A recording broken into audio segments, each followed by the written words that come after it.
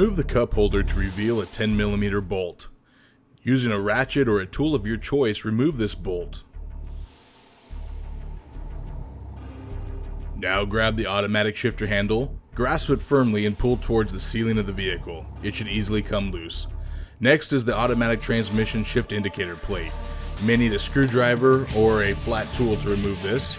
It just pops out, and remember to loosen the light off the back side of this plate. Removing the shift indicator plate will reveal another 10mm bolt. This bolt is also used to secure the console.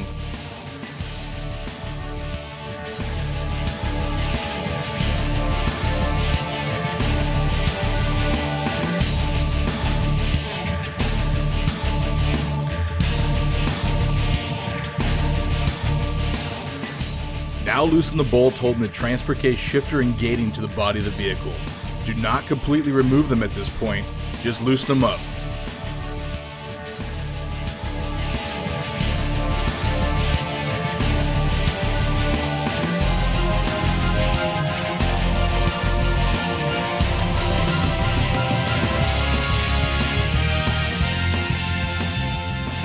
Now using an advanced adapter's unirays or a transmission jack, support the drivetrain from a point forward of the skid plate position.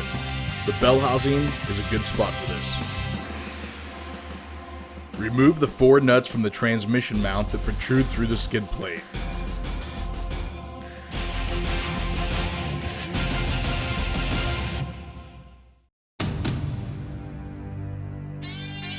$18mm bolts secure the skid plate to the frame. After loosening the bolts, it's a good idea to use a floor jack to support the skid plate. As we encountered in this application, you may notice the skid plate may have accumulated dirt and debris and may be heavier than you expected. Now we're going to want to remove the drive shaft to make it much easier to get at the shifter linkage and mechanisms.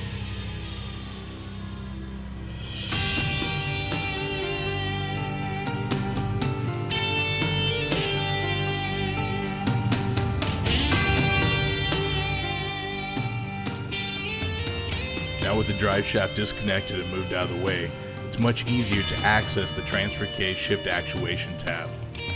The transfer case shift actuation tab is secured to the T-case using a number 40 Torx bolt. From the factory, the Torx bolt is secured with Loctite, so it may take a little doing to get it off. Now we can remove the stock linkage rod from the stock shifter. A flat-bladed screwdriver works well for this.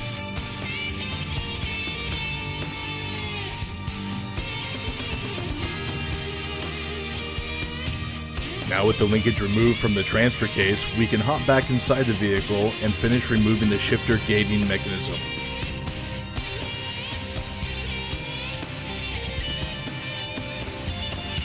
And now with the shifting gating mechanism removed, we need to peel back the carpet and locate the 4 bolts.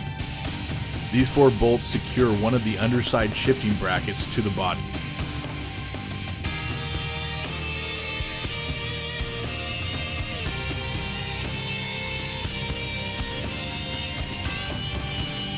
Now that these bolts are removed, you can plug these holes using the grommets that we have supplied with this kit.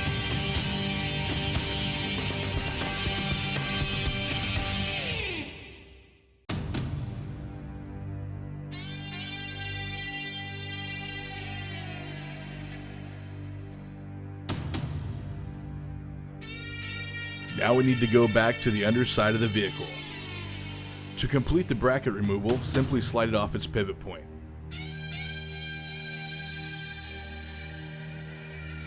And now we're on to the second of the 2 underside brackets. The second bracket is retained by 2 studs and 2 nuts. If you find yourself having trouble with the standard socket wrench, a ratcheting box wrench may be an alternative solution.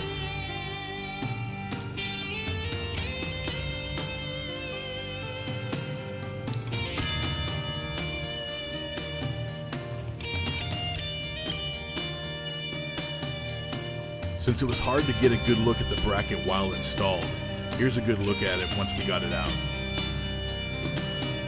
Here's a good look at the underside with all the bracketry removed.